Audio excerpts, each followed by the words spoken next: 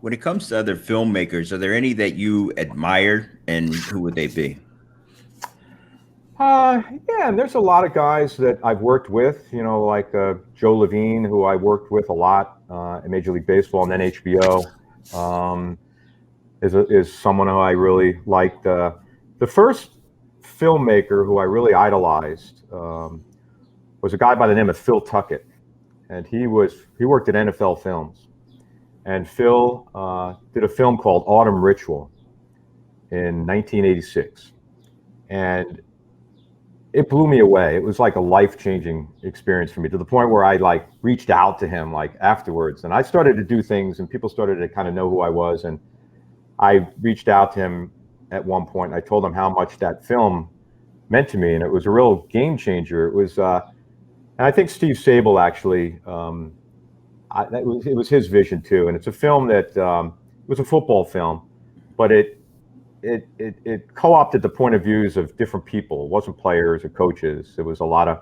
artists in it, and there were a lot of people, musicians, and like I remember Max Weinberg and the poet Ginsberg and G. Gordon Liddy, and he had all sorts of different people in this football film. And to me, I thought to myself, wow, this guy did something that really spoke to me, and I kept that, the sort of the missive of, and the narrative of that film always sort of stayed with me. And like, I think it really helped me a lot when I started to do the HBO work, that there are more to these stories than just the results of the games, and just there's different points of view that you can introduce to a film.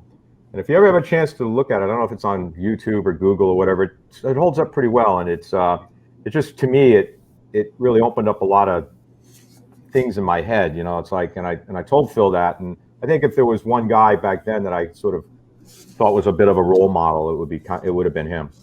Well, it connects back to what you said earlier about looking at it from a different point of view and pulling people in that may not be connected, which also connects to the Curse of the Bambino and why you got fans. So it all sort of makes sense and comes full circle. Yeah. Oh, definitely.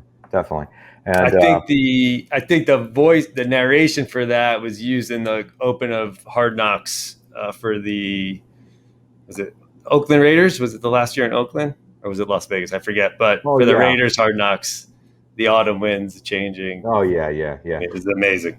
Yeah, no, it was a good film. I mean, really good, and different from any sports film that I had seen up to that point, and it was really pretty inspiring.